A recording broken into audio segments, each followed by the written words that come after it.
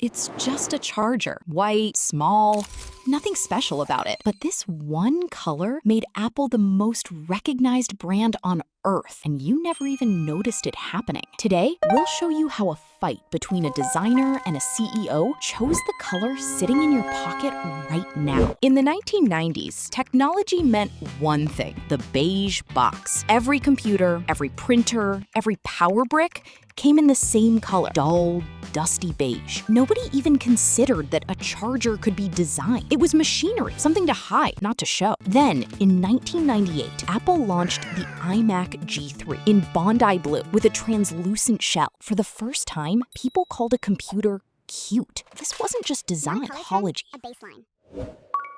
Johnny Ive studied design in Newcastle, and one idea from the Bauhaus movement stuck in his mind: strip away ornamentation. He worked at a London consultancy called Tangerine, where he designed toothbrushes, microwaves, even toilets, mostly in white. One toilet design was so modern the client rejected it.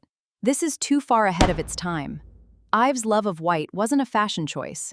It was a philosophy. White equals no color equals pure function. Steve Jobs didn't like white. His problem was practical. White surfaces show dirt fast, and white products look clinical, not premium. Ive had a problem of his own. How do you convince the boss?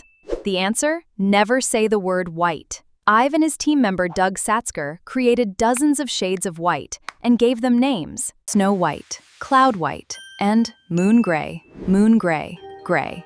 Moon Gray was so close to white that the eye read it as white. It was gray.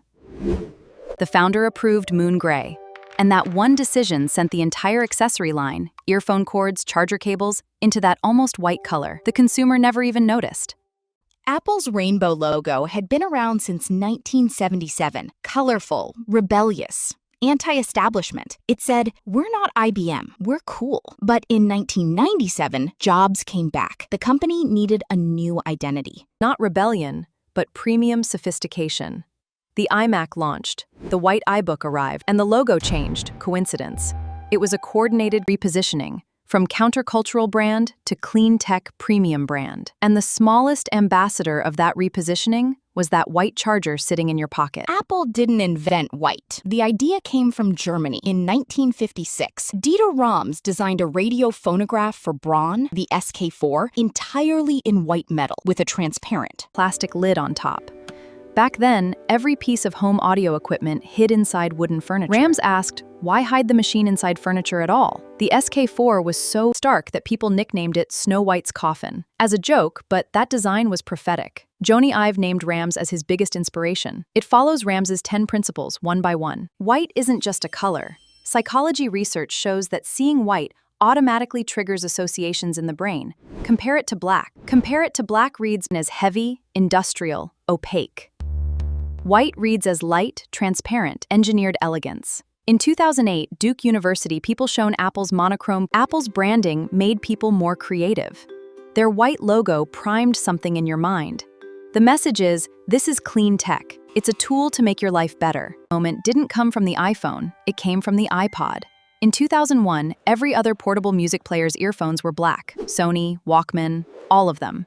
Apple shipped the iPod with white earbuds, white cord included. The iPod sat in a pocket, but the cord stayed visible. That cord was the advertisement. Social identity theory says the white cord was an instant signal. Apple reinforced it in their ads. The cord itself was the ad. Even today at an airport, pulling out a white Apple charger is a subconscious signal. I belong to a premium ecosystem. In the 1970s, an early tech investor gave the company a principle: impute, meaning people judge a product by its packaging before they've even opened it, into an obsession. The lid of a premium tech box is built to such precise tolerances, deliberately. That 2-second pause converts anxiety into pleasure. The sound of opening the box, just the soft sigh of air. This isn't engineering, it's theater, turning the charger into a luxury item too. Apple's white cables have a dark reality behind them. They used to be made from PVC, durable, cheap, and it held its white color well. But PVC is toxic. Burning it releases toxic chemical byproducts. Environmental groups applied The tech CEO published an "O Greener Tech Future," promising to eliminate PVC. The company switched to PPE, thermoplastic elastomer, safer, recyclable. Skin oils react with it. UV exposure breaks it down. The result? The cable frays and the white turns yellow. And here's the paradox. A yellowed cable technically still works perfectly fine, but Apple's aesthetic standard is so strict that people replace it anyway, just because it isn't white anymore. The real meaning of minimalism is use less, buy less. Apple packaged minimalism so beautifully that it became a reason to buy more. One white color, one philosophy, one psychology, and one empire.